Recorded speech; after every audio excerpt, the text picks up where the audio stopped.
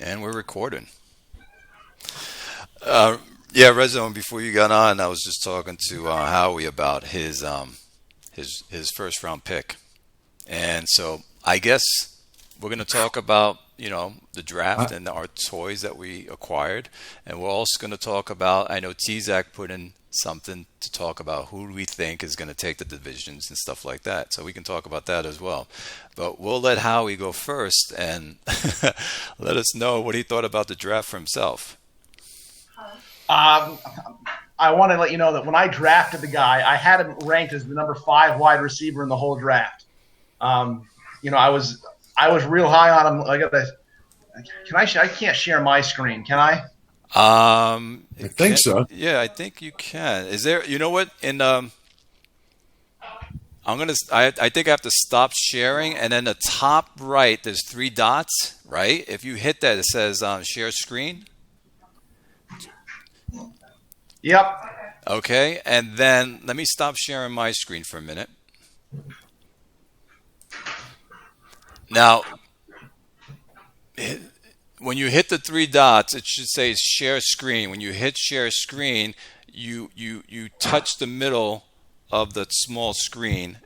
Yep. And it will share your screen.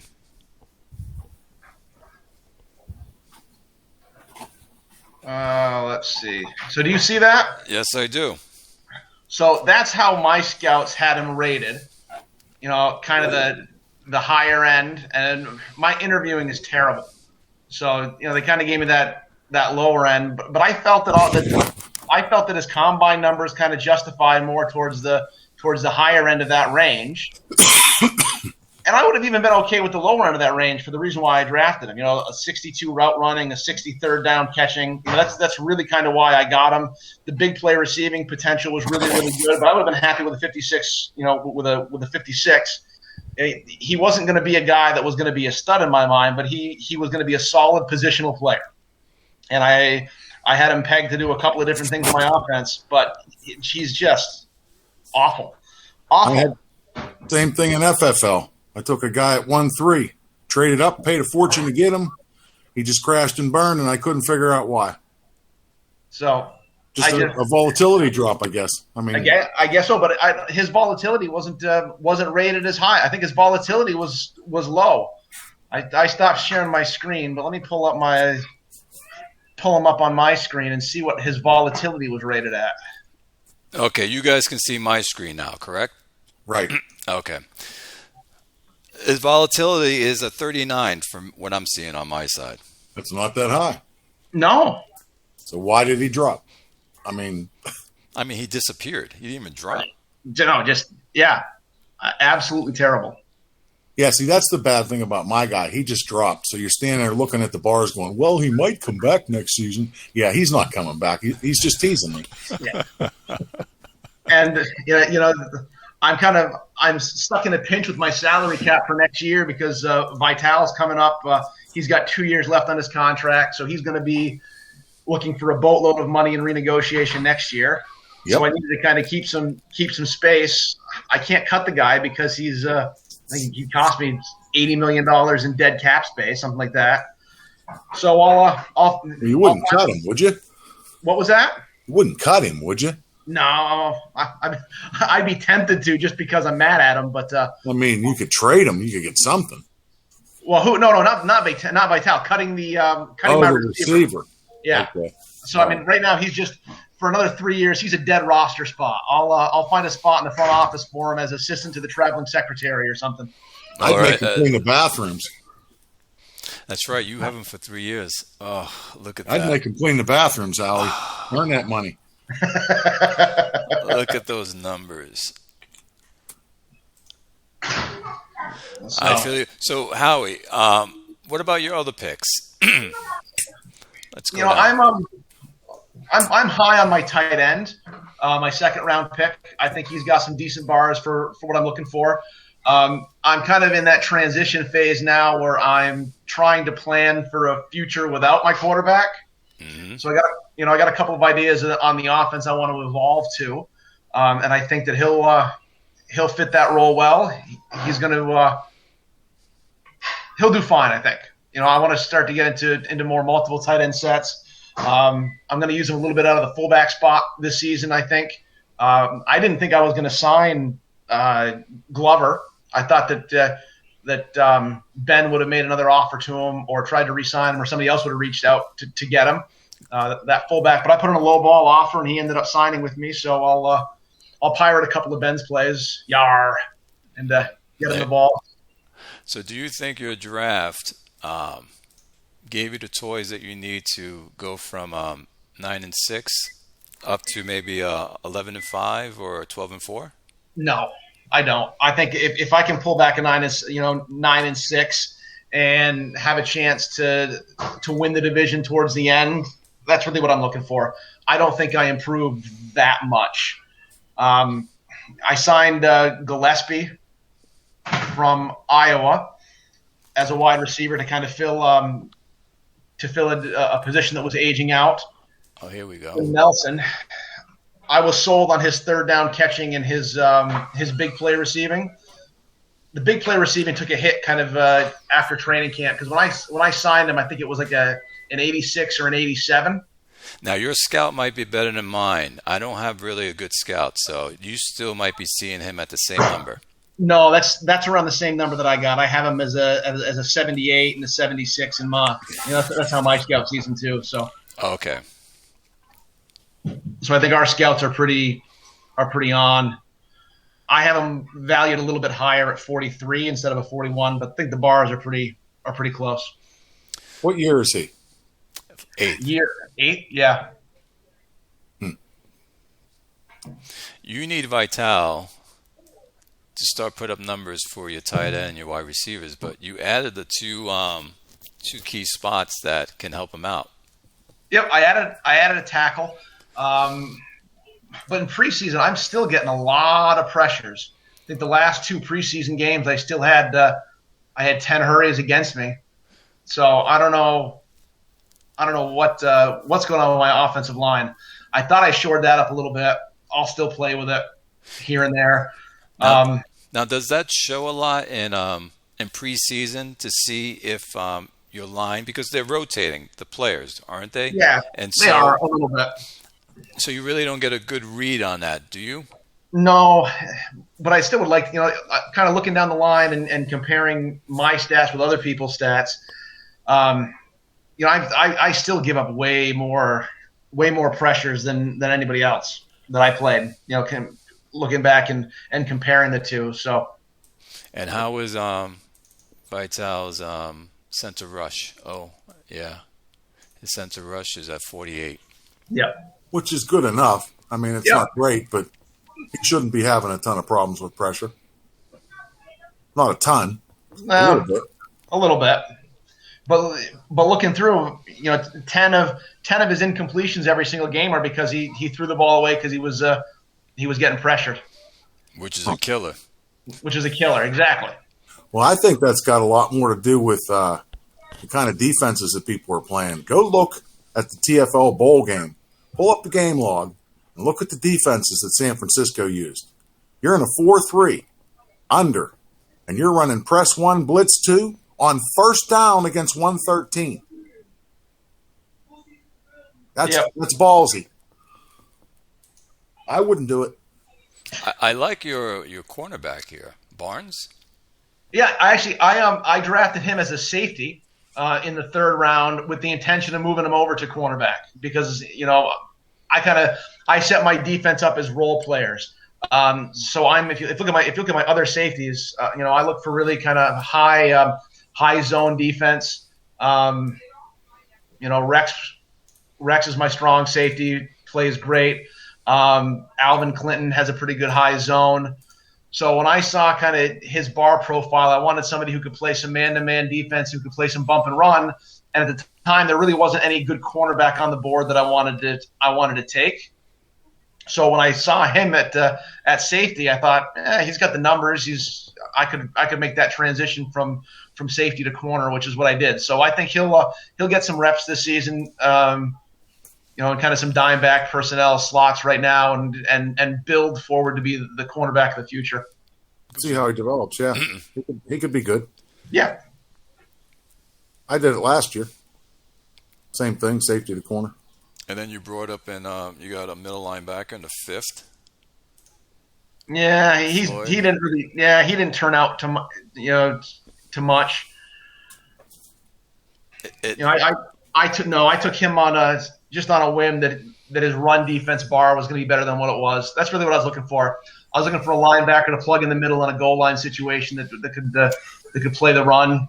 I was hoping he was going to pop, but he didn't. So, he'll be a set of legs in some rotation, but he's not going to amount to much in my defense, I don't think. And then you have a kicker that you took in the fourth.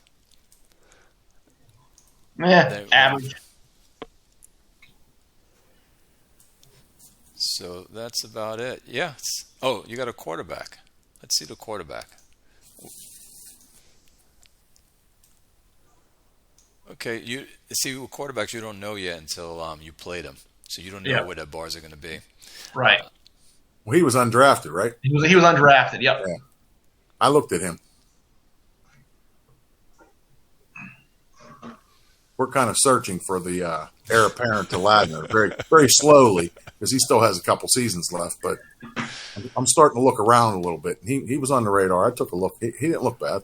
No, there was one quarterback I was thinking about taking in the fourth round if he got to me, and I think he went 3 or 4 picks in front of me. I can't remember his name, but I had him on. He was number 1 on my queue, and I think I was going to get him. I think Iowa sniped him in the fourth round. Yeah, 4th or 5th. Let me take a look here on my. I got him right here. Thomas Woods. Yeah, I think that might have been him. Yep. I was looking at him too. Yeah. You don't know what he's going to do, but I mean, he looked interesting enough to take a second look at. You weren't just jumping to the next player. No, I liked his timing bar for me was what I was looking for. That and his scramble frequency. I was looking for a quarterback that could run the ball a little bit. So that's what piqued my interest on him. So now you bring up timing. Let me ask you a question. In the CFL Discord chat, Ushikawa said something one day, and I was a pretty big timing guy at the time. That was a bar I was looking at, and wanted my QBs to have. And he said he feels like the timing bar is what happens when it's 3rd and 8, you get a 6-yard completion and punt. And I got to say, I think there's some value in that. I've kind of stopped looking at the timing bar as heavy because to me, the timing bar is finding that receiver that broke open. Yeah. Somebody fell down. There's nobody covering him. He, for whatever reason, boom, he's open. Bang, let's get him the ball. Well, if that's a running back in the flat and it's 3rd and 8, you're going to punt.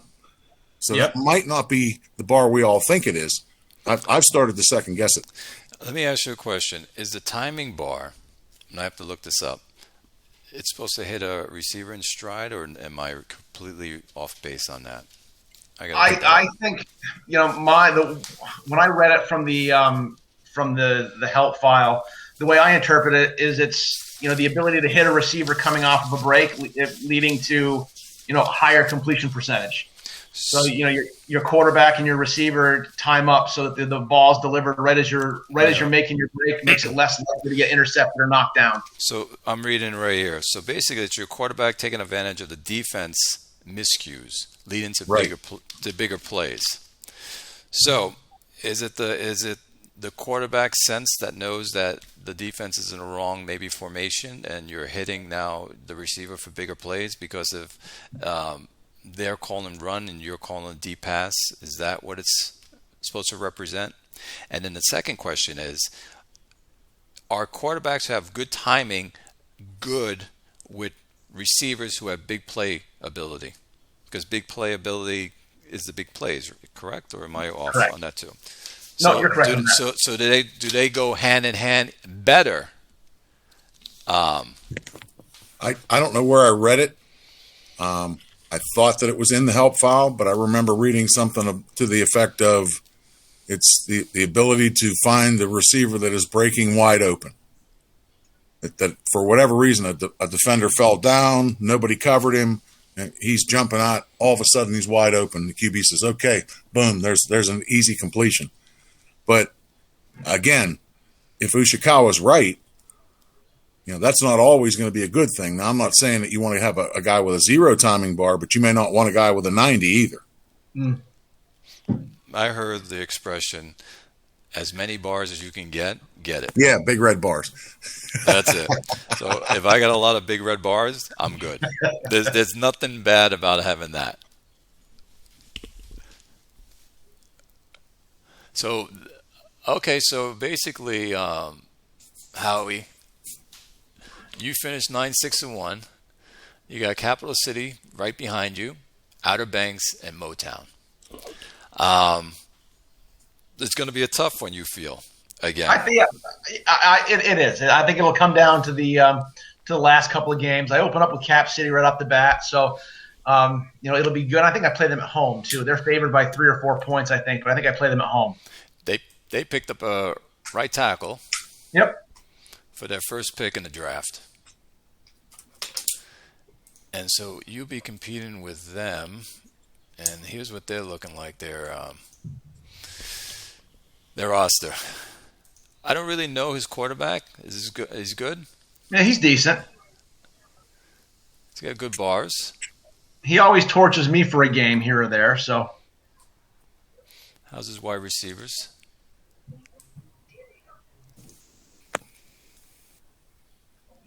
He's got that one, but the route running is small. Yeah. And then he's got Caesar. This one looks like he does damage. Yes, you can see his stats. He's solid. He is very solid. He's solid. And Vinny Campbell's good for 115, 120 yards a game, too. Tevin Richard. But he traded to get him. I was going after him when he was on the trade block. Oh, so he just got him in a trade?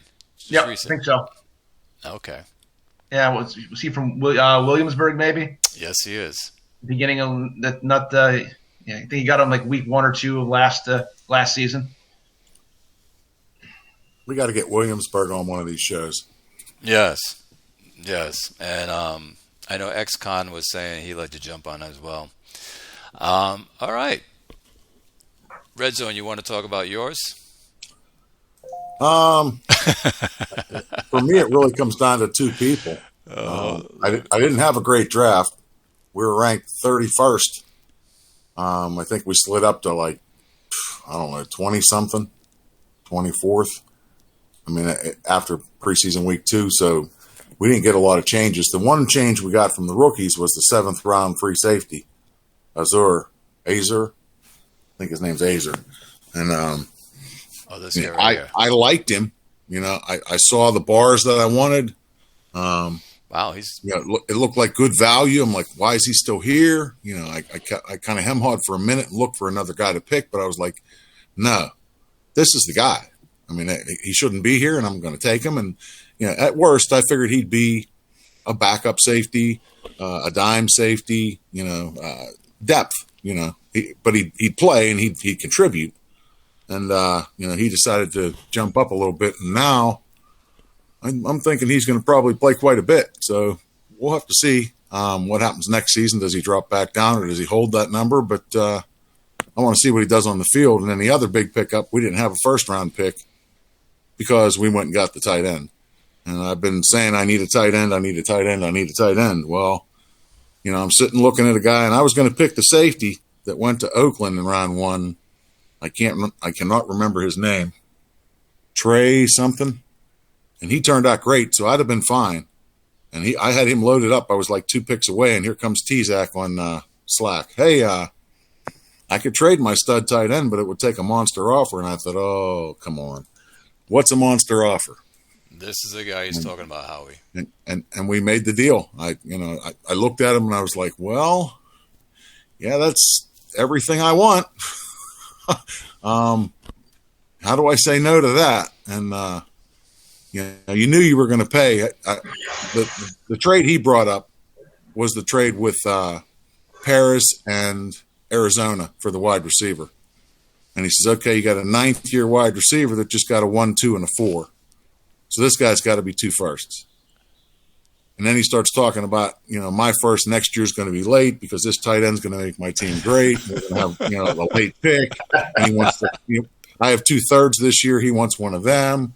And I thought, you know what? Am I going to let this die over a third-round pick. And I hem-hawed for a minute and finally said, you know what, just go post that. Let's get him on my roster before you change your mind, because I'm not going to change mine. And I think he's going to be a big part of our offense, and I'm excited. Yeah, he looks very dangerous. And he's in our division, which is going to be a lot of fun. Yeah, I wouldn't want to face him twice a year. That's for sure. My fear was he would drop. Make the trade, preseason 2 hits, and he drops. And he didn't. So I'm like, okay, I'm good now. I'm not nervous anymore. And like I said, I'm pretty excited. We'll see what he does. Okay, I'm going to be I got to get my linebackers in order for this guy. We took a linebacker, too, in round 5 that looks okay. But, he's not anything fantastic. He could provide some depth. He could be a spot starter. I don't think he's going to be, he won't be going to the Pro Bowl or the Hall of Fame, but he might make the team and stick around for a while. Okay. But all the other picks were kind of meh. Not that bad. No, that's a solid linebacker. If his numbers hold, let's say I'm seeing him as 3460. Let's say he ends up at a 55. Still a starter. Yeah, he'd start every game for me at that weak side. And you got him in the 5th round. So that's that. Let's see. You also had. That's about it. The rest of them don't look too good. Well, you got this guy in the 2nd, the fullback. Oh, the fullback doesn't look bad either. I forgot about him. We don't use a fullback. I've never had a fullback that was any good, probably in any league for the last 3-4 seasons anywhere. So, this guy shows up. He was sitting there, and I thought, okay. He could help, too. I hear what Howie says. I'm going to use him and maybe take a page out of Ben's book and use the fullback a little bit. And then you took a receiver in the 4th. Yeah, he didn't do much.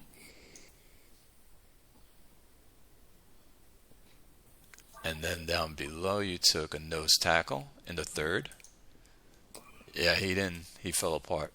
Well, this guy, I think. See, I've got a defensive end, Thomas Madison, who wants like 4 years and $235 million. So obviously, we're not re-signing him, and he's going to hit the free agent market. I think he's at the top of the pending free agents list, and I welcome anybody that wants to sign him. Go right ahead next year, because I can't. I'm not even going to try.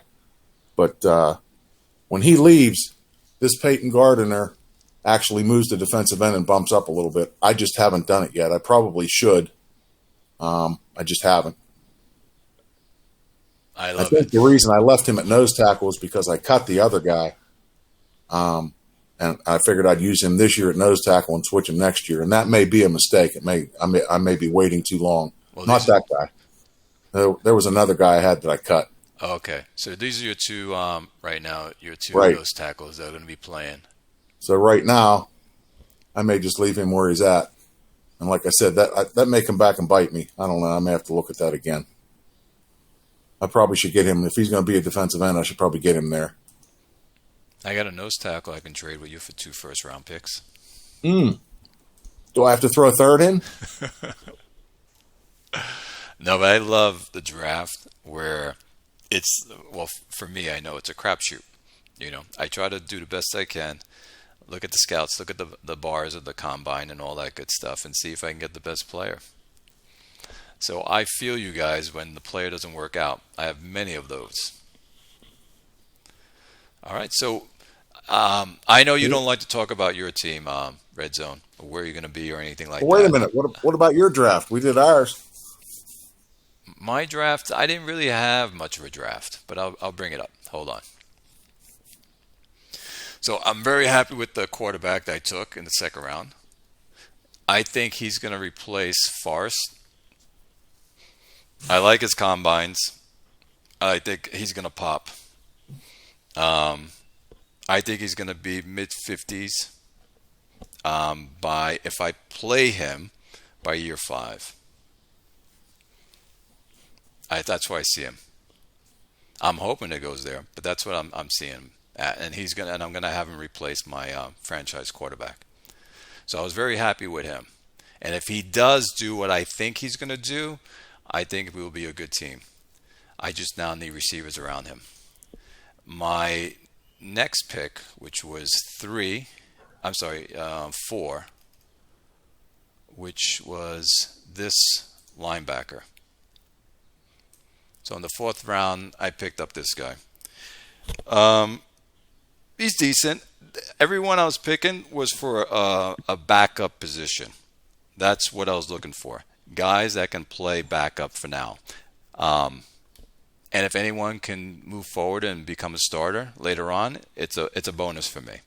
But that was the way my mindset was set for this. So I might change this guy to a strong right side linebacker instead of on the weak side, because I like his bars for the strong side. On the fifth round, I received right tackle. I think he's going to be good too as a backup. Good numbers. So I like his bars. He's got good pass blocking if it holds up. He's got good blocking. His run blocking, since he's a right tackle, he's more suited for a left tackle. Yeah, I was going to say, you might want to move him. The thing is, I have a nice left tackle, which is Alec. But he can be a right tackle easily. See, but Alec has the run block bar to play right tackle. Mm-hmm. This guy doesn't. Correct. But again, this guy, Charlie, he's only supposed to be a backup. Right. He was. Well, it's going to also depend who's the third tackle in the equation. You know, if there's nobody else and you have those two you want on the field, then you'd probably want to put this guy at left and Charlie at right. But if you got another guy that can play right tackle, then this guy sits on the bench. I do. And here's my guy.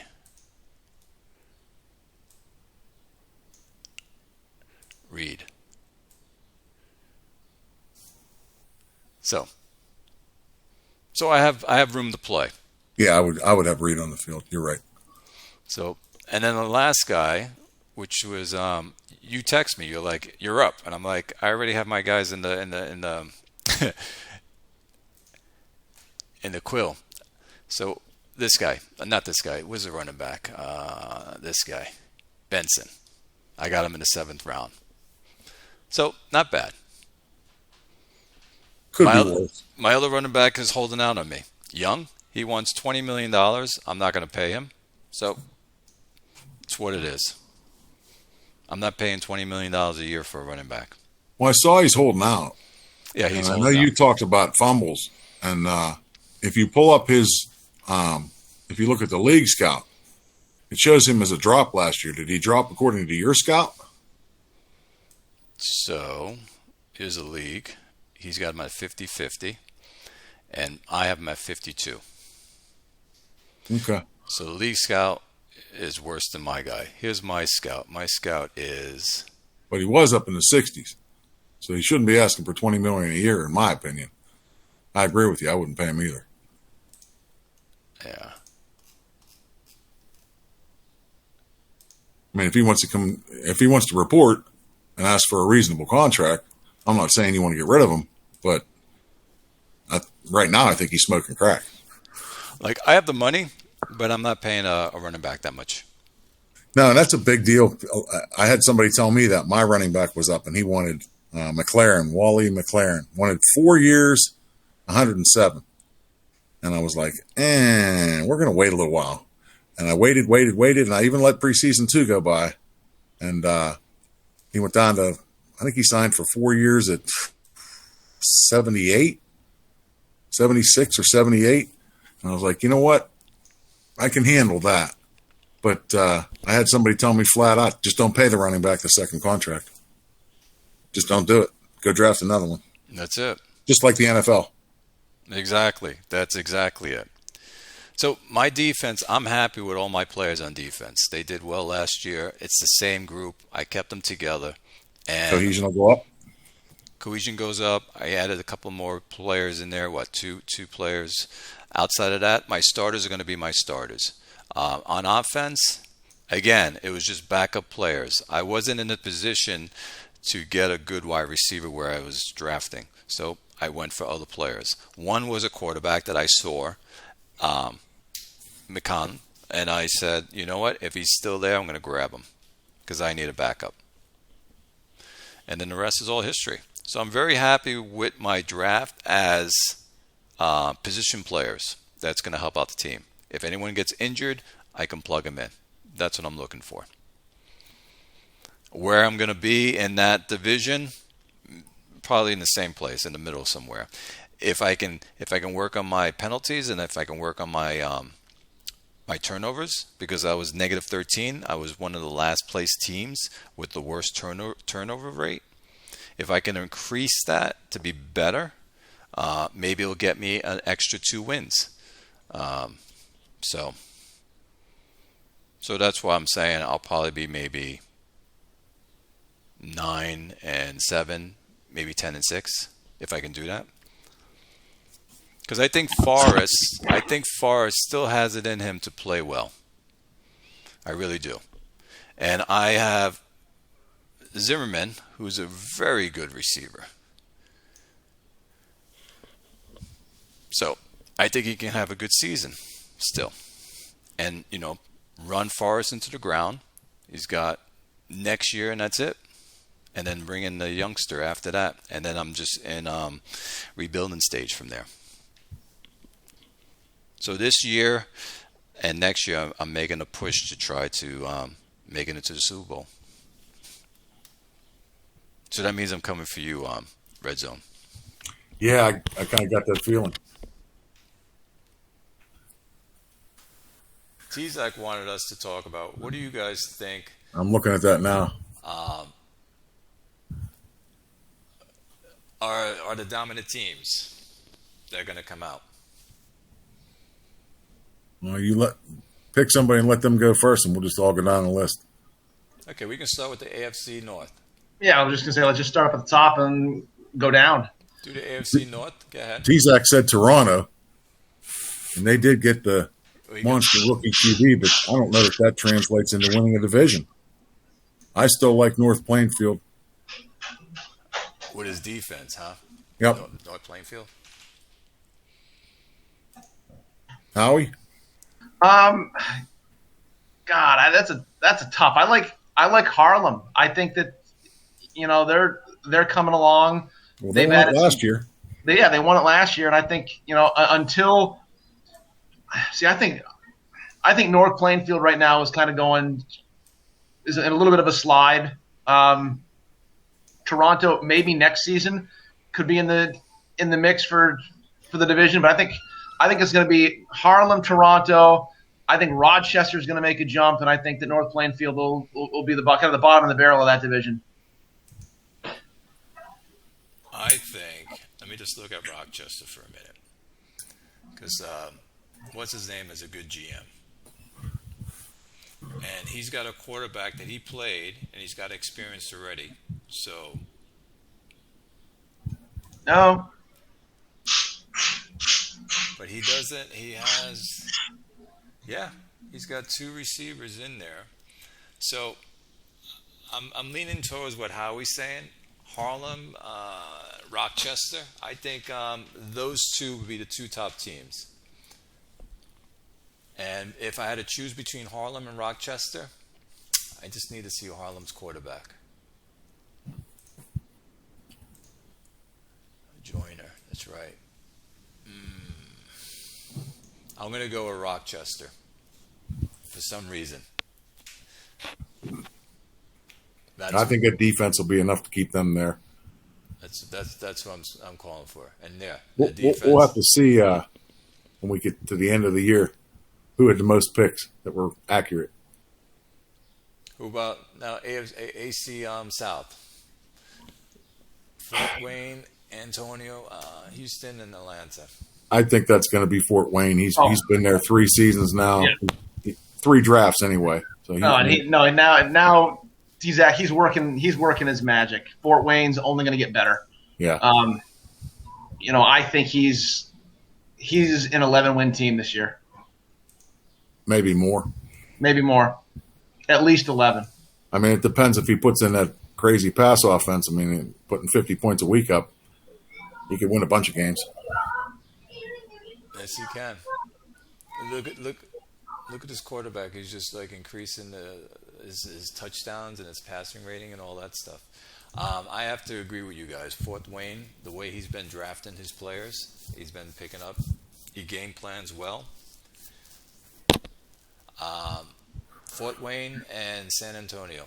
And then, as Red Zone said, the last time we did this is, I think, if people get so caught up on his offense, they don't think that he's got defense figured out too. Like he game plans with the best of them. So.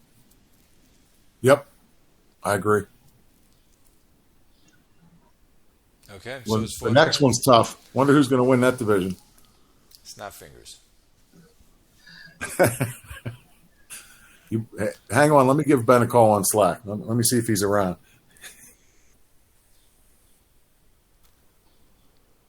I don't think there's any question. How many years in a row has he won it? He has won that division every single year since I've started, and I've been playing for a little over a year. I haven't gone back any farther than that.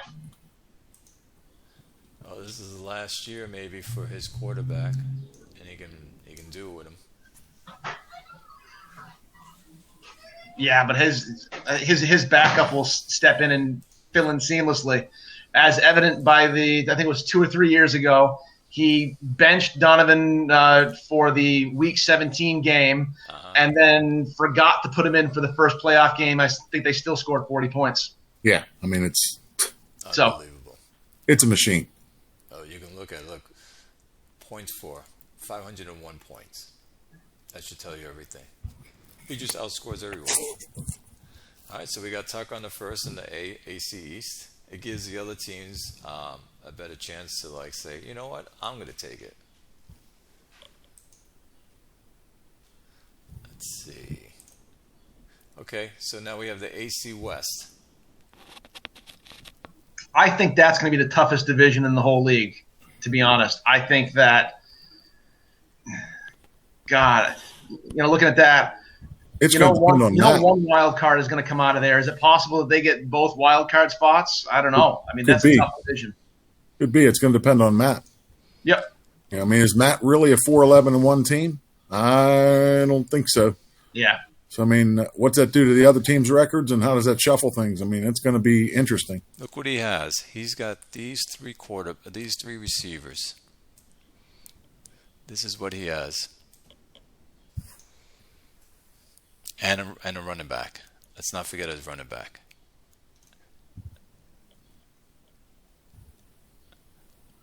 I mean, the other teams are going to be good. Gothenburg and Julio is always going to be there. And Paris went out and re-signed that quarterback that hit free agency, so he didn't lose him. So this is what he has to work with, Merchant Man. Unbelievable. I mean, those three teams, I don't know Bordeaux that well, but they were in the middle of it last year. 8-7-1, they weren't that far off. So, I mean, it could be real interesting. That could be a meat grinder. I'm going to say, I'm going to say Julio. He's going to take it again. But I think Merchant Man will be second. I think he'll pull it out. He won't go. I think he'll reverse what he did. He'll do 11-5. I agree. I think. Yeah. I can't see how he can improve with the offense that he has. But Gothenburg's been at the top of the division for years now. So until somebody else knocks them off, it's theirs to lose. So I'd say Gothenburg. Gothenburg. I think Paris is going to stay number 2. And I think both Bordeaux and Massasoit are going to improve. I think it'll be a dogfight for that number 3. But I think all 4 teams there have potential to be 9-10 win teams. Mm-hmm. See, Paris gave that running back how many touches last year? 570 counting pass receptions. That's right. That's right. And he dropped it preseason week too. Yeah. So that could make a difference there. I don't know how big a one, but it could change things a little bit. And then Matt adding that receiver in the draft, having 2 guys now that are just lights out. I mean, if he puts the right game plans in there. Here it is. He gave He can do some damage. 598 touches. Yeah. And he dropped. Now, Julio Guttenberg, he only gave up 281 points, which is great. He's got a very good defense. So that's the thing. You guys are correct about that. And so until someone can knock him down, knock him off, he will be at the top. To be the man, you have to beat the man. Yep. Mm-hmm. But that will be a tough division, definitely. Now we go over to the other conference, the NC North. Here we go. I'll start first. This is another division up in the air. I have no clue who's going to take it. I'm going to take it. To be honest, and I'm going to speak, even though you're my division rival. I have a feeling Chicago will take it. Okay, and Iowa, Kansas, and Arizona will be 2 games behind Chicago, but 1 game from each other. That's what I think. So, for instance, if let's say I'm 8-8, Iowa might be 9-7, and Arizona might be 7-9, or vice versa. But that's how it's going to be. However, Chicago will have a 2-game lead to take the division from us. That's what I think. I forget, when did H.B. Cook join? Did he join after training camp or before? He joined after the draft, but before training camp. Okay. Because it's always tough taking over a team and doing well your first time if you don't have, if you don't control your playbook and your game plans and whatnot. So his playbook's in there. The problem he has is talent. Okay. I think red zone. I think you're going to take that division, and then I think, God, I'm just trying to go through on my screen here. I think it's going to be Chicago, Kansas, Iowa. Those are going to be the 3, and I agree with Steele's assessment. You're all going to be a game apart. That's a tough division to play in. Well, if I can't take that QB, put that tight end into that offense, and find a way to win 10 games and win a division, I should be fired. Is 10 games enough to win that division? I'm hoping we win more than that, and it doesn't matter. But I think Arizona has traded away a lot of players for picks and is clearly looking to the future. Now, he may have a magic formula somewhere, but I don't think he's attacking this season like he wants to win the division. I think he's setting things up for the future. And I know Iowa is, because he signed all these affinities. If you pull up his team, he had 61 players. A couple days ago, I pulled it up. He had 61 players under contract, and only 14 of them were not affinities. So he's setting things up for the future. Now, he doesn't like his QBs. He doesn't like his running backs. He doesn't like his O-line. He doesn't think he has any receivers. And he's not sure about his defense either. So he's going to change a lot of things. But in the meantime, he's going to play the chemistry game, and he's going to start building. And I think that's going to hurt him this season too. Yeah. Kansas is a team that's ready to win. Question is, can they catch us or not? I think we'll win it. I think Kansas will be second. The other 2 will be fighting for third. Who wins that battle, I don't know. Okay. Well, we're all the same place that Chicago will take it. NC South. Here we go. Red Zone, you want to take it first, and I'll go second, since it's Howard's division? I think the same thing to a lesser degree, no offense, but it's still the same principle. Same as Gothenburg, how we won the division last year, and I don't see anybody that's done anything to make me think he won't win it this year. It may be just as close, but I still think he's the team out of that group that gets into the playoffs and maybe can do some damage there. Capital City will be right on his heels. That's not going to be easy, but I don't know if they've done anything to change the way their team's set up in the offseason to where, all of a sudden they've added this player or that player that's going to make this big difference. And now all of a sudden Howie needs to worry. Outer Banks and Moontown, we'll see that. Barring a major turnaround, I think it's the same two teams fighting for it, and I think the same result, Texas wins it. I agree that Texas will take it. However, Texas is going to take it. I think Texas is going to go 10-6, and Capital City is also going to go 10-6. But I think Texas is going to beat them in the game to get that first place division. Tiebreakers. On the tiebreaker. That's how close it's going to be.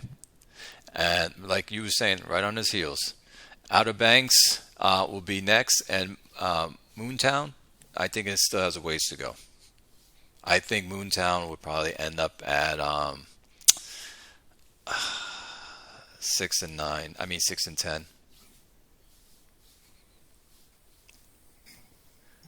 But yeah, that's how I see it. It's going to be a dogfight, and it's going to come down to the last games for you guys, Howie, you and Capital City, that you're going to be pulling your hair out. One of those. Yeah, and I agree with that 100%, because that's the way that the last, I think, 4 out of the last 5 years have been. It's come down to the last couple of weeks, and down the stretch, I won games I needed to win, and Capital City didn't win all the games that they needed to win. You can see it. It says your streak. You had 4 wins, and he had 3 losses. Yep. So I think that I didn't get much better in the off season, but to Red Zone's point is I don't think Cap City or Outer Banks got that much better in the off season either. So I think we're just kind of, we're keeping our head above water in that division, and I think that if we win the games at home and win the games that we're supposed to win on the road, I think that we'll get the division in a close one. But it's going to go to week 16 or week 17 until for sure who's going to make the playoffs. And I don't think a wild card is going to come out of our division. I think that it's going to be the division champ, and that's it. I don't think that the wild card will come from the south. Nor from ours either. It's going to come from the east or the west. Yep. So now we'll go down to the east. This is a fun one here. Yes, it is. This is another one that's a rat race, a brutal one. I have a feeling Quick is going to take this one over Williamsburg. I still think Brooklyn has what it takes to win. Listen, their streak last year, they won the last 5 games. So he can put it together. So it's going to be Quick, Brooklyn next, Williamsburg third. That's how I see that playing out.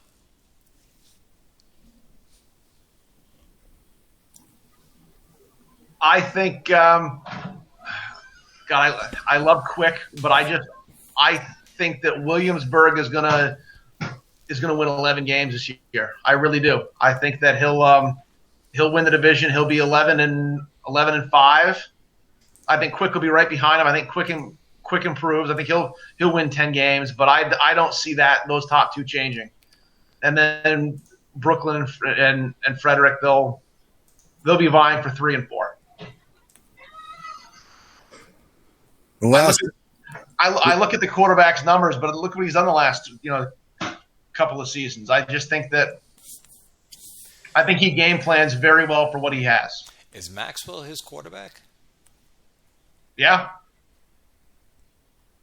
The last time that I said something like what I'm about to say, the team that I said it about took another season and went and won a bowl. But I don't see this Willie, is that his name, Willie Maxwell? The Chesapeake QB that he took, the young guy, second-year guy, or is he third year now? Quick's, I don't see that being a guy he can win with who we talk about consistently. Quicks. Yeah. Quick has, I'm not sure. These are his quarterbacks. I'm not sure who his quarterbacks. Let me. That's definitely not him. Willie Let Monroe. me pull the. Is this That's the guy. Willie Monroe? That's the guy he wants to use. Okay. Now, let me pull up Chesapeake here. Maybe I'm jumping the gun. Maybe he's not made the commitment to him. I thought that he had. Seth Crawford. I think you're looks right. I like think that might be the guy. See,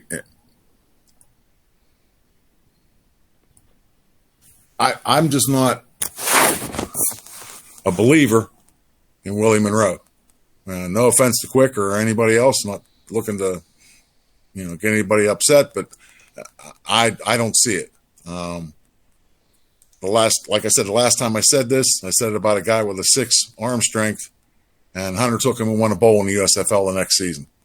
And I told him he wasn't even going to make the playoffs. So I'm basically putting my shoe right in front of my face, waiting for it to go in my mouth. But I think Williamsburg wins that division, which is the bigger topic at hand. And I think Brooklyn could give Chesapeake a run for second place. I think Williamsburg and Brooklyn, then Chesapeake. Frederick is still lining up talent. He's brought in a bunch of young players, and if they develop, he's going to have a nice roster. But he's not there yet. Now, he was 7-9 last season, so he wasn't that far away. I mean, if somebody gets hot, if somebody, decides to develop real quick, QB or a running back, and, his defense plays well, I mean, he could jump into the thick of it, but I still think it's Williamsburg. And honestly, with the wild card situation, yeah, there's probably one wild card there and one in the West.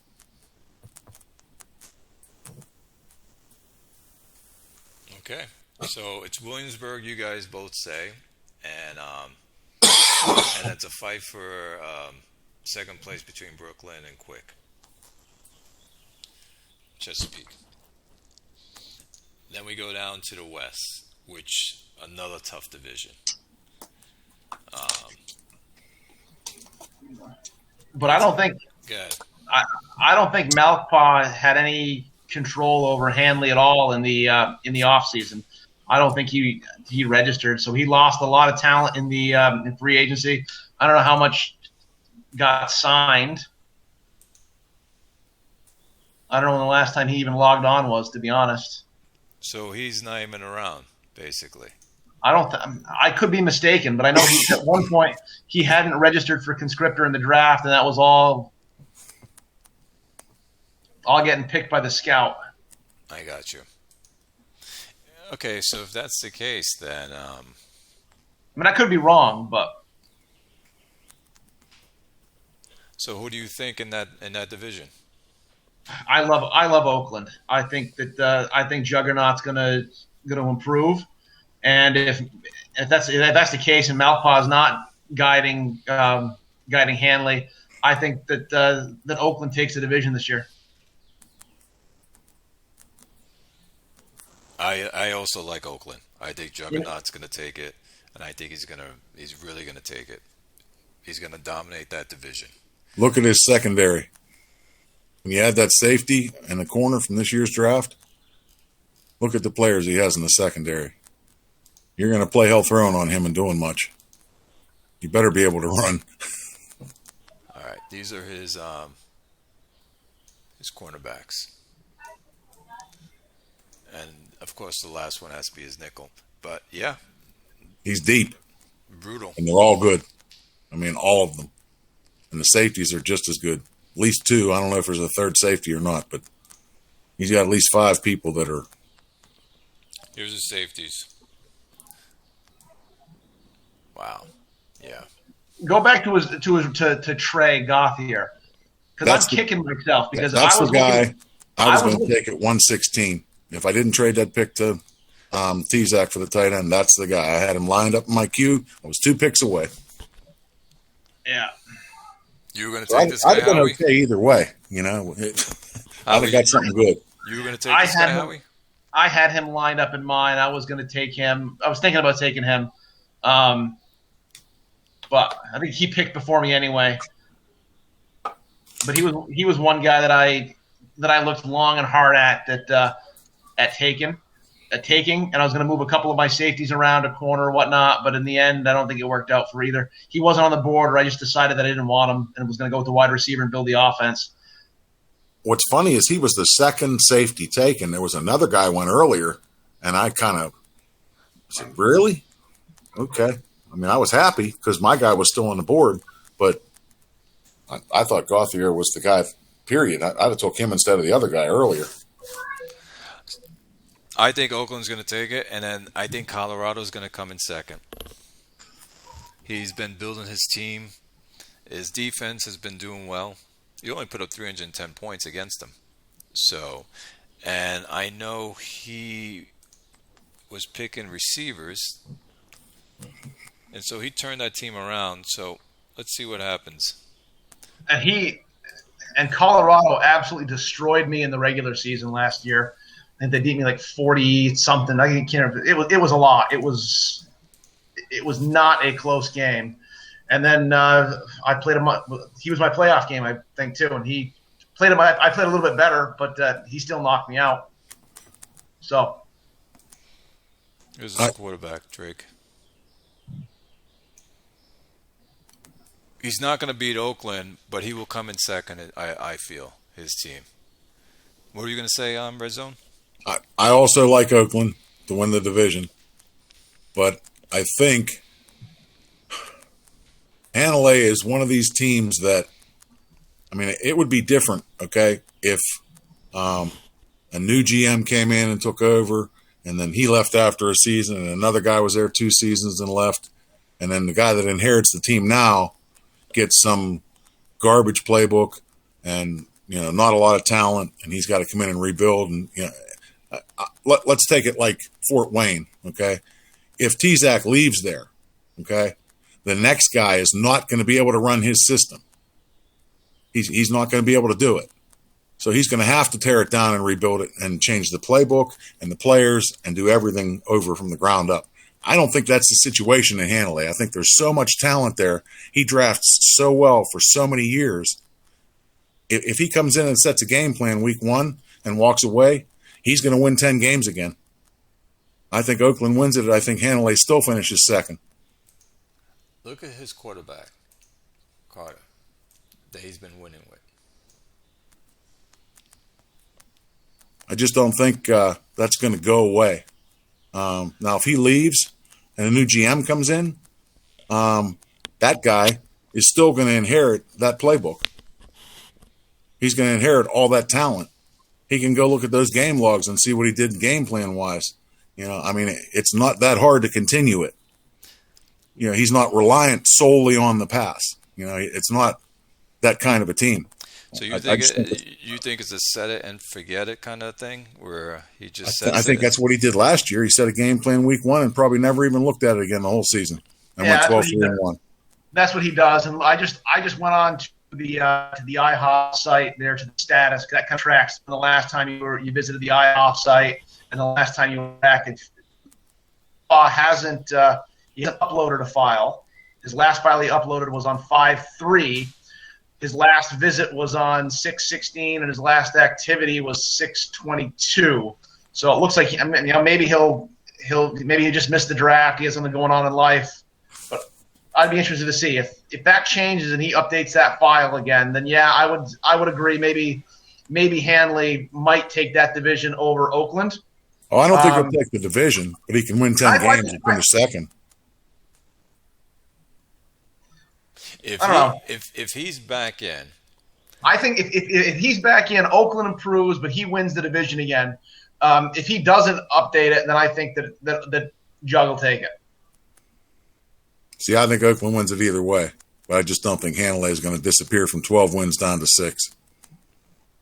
This season, you feel? Yeah, I think he'll still be second, whether he's there or not. Okay. My take is if he's there, those 3 teams, Hanalei, Oakland, and Colorado, they're all going to go into the playoffs. They will get the 2 wild card. That's how I think. It won't be from the East. I think those 3 teams will take it. That's just my take.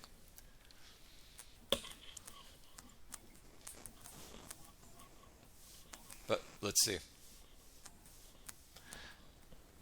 Oh, that was good. That was really good.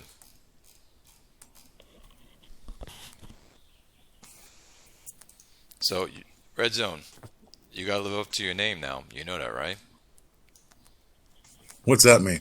You've been picked to win that division, so you got to live up to it. I was picked to win it last year and choked.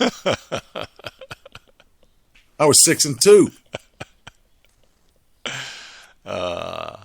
That's the beauty of this thing. And then, as the season's going on, we'll look back at this video and say, is it falling into place the way we thought it was going to fall? Are our players playing as what we thought it was going to be? Well, I think Howie said something on the last show that he used more plays with extra protection, and that kind of helped his O-line kind of mesh better and cut down on the pressure. And I think, I'm telling you, Howie, go look at the bowl in TFL and look at that game log. You're talking about a GM in a bowl game playing Swing Dog, who's an established veteran GM, and you're using press 1, blitz 2 against 113 on first down. That's pretty ballsy. So he can't be the only person doing that. He found that somewhere. He went and saw somebody else was doing it. So how many other people are blitzing like that out of a 4-3? And that could be your problem, and your answer might be exactly right. You just need – I know I've started to take a look at, okay, what's the situation? Is this critical? Maybe I need some extra pass protection. Maybe that is more of a need. It's more of a chess game. Now, on the defensive side, they may say, hey, this guy always uses he only sends 4 out on a route. I'm just going to lay back in coverage. It'll be a chess game. You're going to have to figure out what they do and what you do, and you're going to have to game plan. Yeah, I definitely went in, this training camp and added a lot more pass protection with my backs. I did too. Than I had in the past. I'm going to try to be a lot more balanced. I think sometimes I get locked in on one particular target. So I want to spread the ball around a little bit more. Kind of play more 1-2-2 and try to utilize my second tight end. I find it funny that my Mr. Irrelevant, that the 7th round 32 pick that I picked a tight end. I think it was Harden the year after I won the bowl, is going to be a much more crucial piece of my offense than my first round receiver this year. It's great. I love this game. So let's see here. You have this guy. Yep. Is this the one you were talking about? No. It's hold on. Let me see who it is. It's either Harden or Saunders. I can't. One was an undrafted free agent, and one was Mr. Irrelevant. Okay. Got him right here. Eric Saunders. There we go. Wow. Good route running bars. Oh, yeah. Third down. Wow. And big play. It's going to be interesting to see this guy play this season.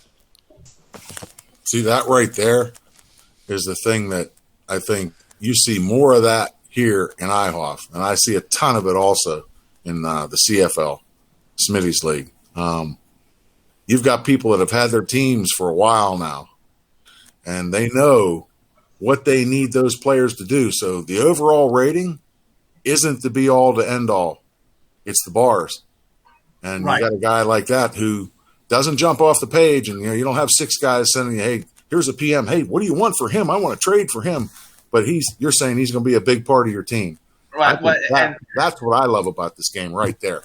And T-Zac sent me a trade request from one of these guys. He was like, oh, hey, I give you a 7th rounder for that. I'm looking for an affinity match. And I just kind of laughed at him. I'm like, nah, no, I'm gonna keep him.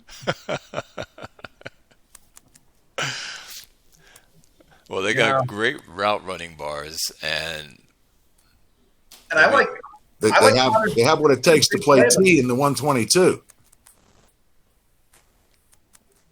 What was that red zone? I'm sorry. I you cut out, and I think I interrupted you a little bit. They have what it takes to play T in the 122. Yep. And that's all they need. That's, like I said, that's what I love about this game, the chess match. That part. So, Howie, you were just looking around saying, I need someone to block and I need to increase my tight end, and then you found these guys?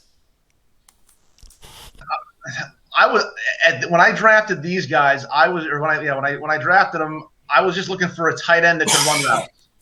I think the second league that I joined when I started playing this a year ago was the USFL, and I had 3 tight ends on the team that were really, really good. And I just totally dicked up the game plan. Like it was an awful game plan. I had a talent that I should have won the division that year, and I ended up winning 1 game. But I learned a lot of what I can't do with tight ends.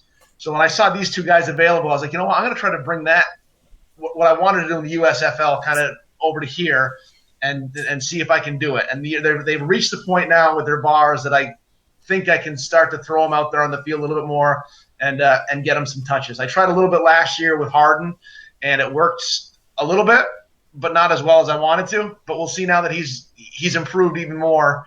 We'll see if I can get him 50 receptions. That's what I'm hoping for. If I can get him 50 receptions, maybe get the other one 25 or 30 receptions. That's where I'm looking at. Now, you'll have Harden start over Saunders? Again, situational. It all depends on what I'm looking to do. I like these tight ends. Yeah, in jumbo sets it might be one, in passing sets it might be another. Exactly. I might put one out of the backfield in the 2-3-0. For the route running. Saunders, I've been toying with him kind of in that the 0-1-4 the 0-1-4 sets as a tight end, and just throwing a lot of kind of short stuff because of his big play receiving. I got a bunch of the playbook that I'm going to try to throw out there and see what sticks. Sweet. I'm going to be keeping an eye on these guys to see how well they do. I think they're going to do very well. There was a couple of seasons ago, I think Quick did a thread as, who's your unsung hero? And for me, it was Lawrence Carmody. It was that other tight end. I mean, pull up his bars again, because he's not impressive by any stretch of the imagination. But in my bowl run, he came up with huge plays all the time. Because of the bars, like Red Zone just said, you got route running, you got big play receiving. Great route. You got endurance. Third down? Third down. There you go. That's all you need. So you got good places where you have these bars, and that's why this person did well. Let's see. And he was undrafted too. And then I let him hit the free agency market because I didn't have cap space to re-sign him. I had a couple other more pressing issues that I wanted to re-sign, and I figured, I'd overbid everybody in free agency if I had to, but nobody put a bid in on him at all. I lowballed the bid, the lowest salary he would accept, and just watched and thinking that I'd have to bid up here, a bid up there, but not one single person put another bid on him. Now, do you like your quarterback, Howie? Oh, I love my quarterback. He'll be a Shark until he retires. Though I will say I did try to trade with Kodos to get Livingston because I. Wait a minute. Which one is it? He'll be a Shark until he retires, unless I see a stud to go after. Exactly. Oh, I love it. Exactly. But I think that quarterback is he's a generational player. We're not going to see a quarterback with that bars for another, 10, 12 seasons, I don't think. Do you want to tell us what you were going to offer, or are you just joking around?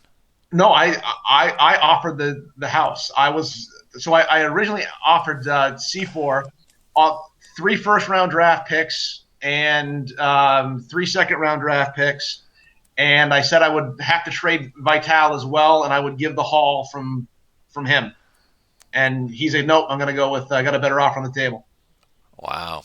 I was going to leverage my now to kind of build for the future. Well, it's not very often that you get an offer of 4 first-round picks. Oh no, so that's it's hard not. to turn down. I mean, But it is. I don't know what somebody would have had to offer to have beaten that. But I mean, you're talking 3 firsts, 3 seconds, 3 thirds. Does that beat 4 firsts? No. I'm not sure. I mean, So let's play this out. And let's say, Howard, you play that out. And so now you have Livingston on your team. Now you just go after people in the free agency to make the bridge until you get your picks back. And hopefully you get late round picks that hit. Well, you're not going to win his rookie year anyway, so you just let him play and develop. Now, that's 1 year without a first. And you traded this year, that's 2. So now you're only looking at 1 year left without a first, and he's going into his second season. Plus, you take your chances. Year 3, you're going to have a first-round pick again. Plus, you're saving money because you're not picking up all these first-round picks, which is costing you. I mean, it's not like it couldn't be done. And the thing that really makes IHOF great is 6 sims a week. So you say, well, this guy's he's low development, or, it's going to take this long to develop him. But the seasons go by quick. It's not going to take that long. So, I mean, Toronto's going to have a quarterback pretty soon. I mean, 3 months, 4 months, he's going to be ready. I like it. I like that there's been splashes in this season with draft picks and behind the scenes that we're learning right now with Howie trying to get Livingston. That's awesome. See, I had the opposite thought. I looked and I'm like, well, it would be really stupid for me to go try and get this guy. If I'm lucky, he'll be as good as Ladner, and it'll take me 3 seasons to get him there, and then I'll have to hope I have a good enough team around him to do anything. I may as well just continue where we're going with Ladner. I never really gave it much of a thought. Ladner's a good quarterback. He's just in his 12th season. You have, which I asked, I think they go up to, 15, 16 seasons? So you have 3 to 4 seasons left with him. Yeah, so it's really not the time to make that kind of move. Now, if our team sucked, well, that would be different. I was offered 3 first-round picks for this player, but I turned it down. Where is he?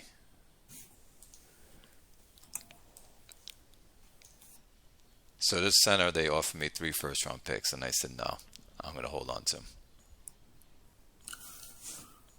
3 firsts for a center. I'm joking. No, I don't get those. No one contacts me for any for any players. But I am trying to trade this guy, by the way. So he will be going on the market. I'm going to hold on to him, and as he develops, I think he will develop into something. Maybe someone needs him. So we'll see from there.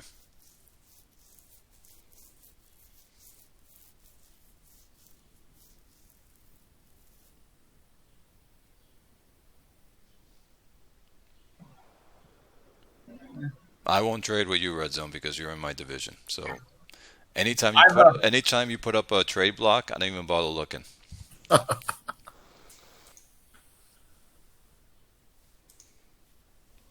were you going to say, Howie?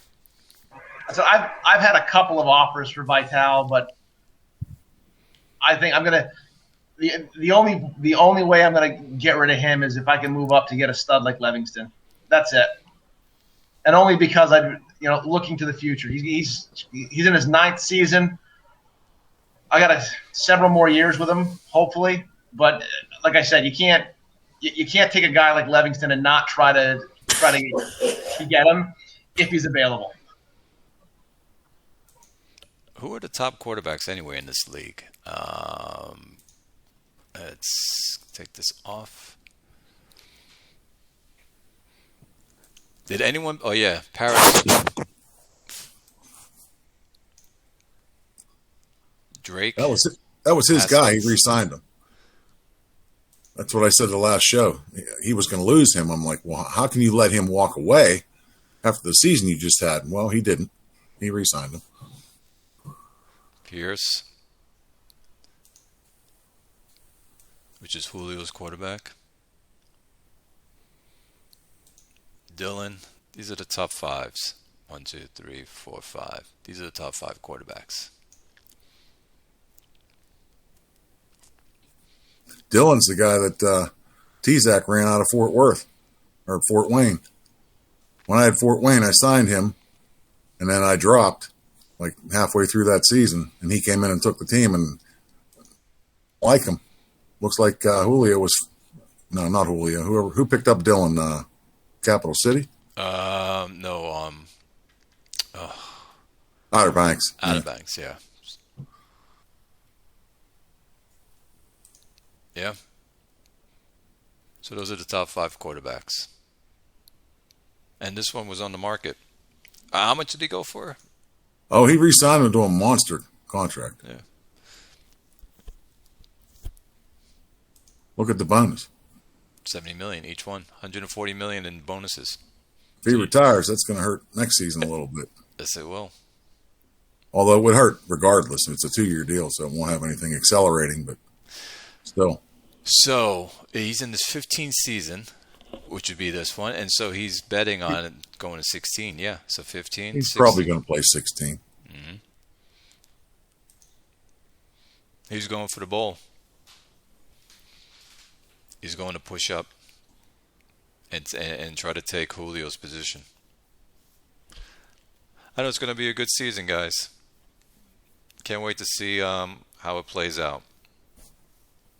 Yeah, and we'll have to plan on coming back mid-season to kind of look at where everyone shakes out on their predictions and chat again, because I love these. Yeah, let me know is Saturday's good or is a weekday better, and what time? Weekdays are terrible for me. Saturdays tend to work, usually for about an hour. Usually I've got other commitments going on around the 4 o'clock hour, but today I had nothing, so I could go a little bit longer. But Saturdays usually are the best for me. Earlier or this time, like the 3 o'clock time works. 3 o'clock works. If we do 2, that might give me a little bit more time. Go 2 to 3:30. Okay. But if it's not convenient for everybody else, 3 o'clock works. Okay. I don't mind popping on for an hour and ducking off when I have to. That's fine. How about you, Red Zone? 2 o'clock better for you?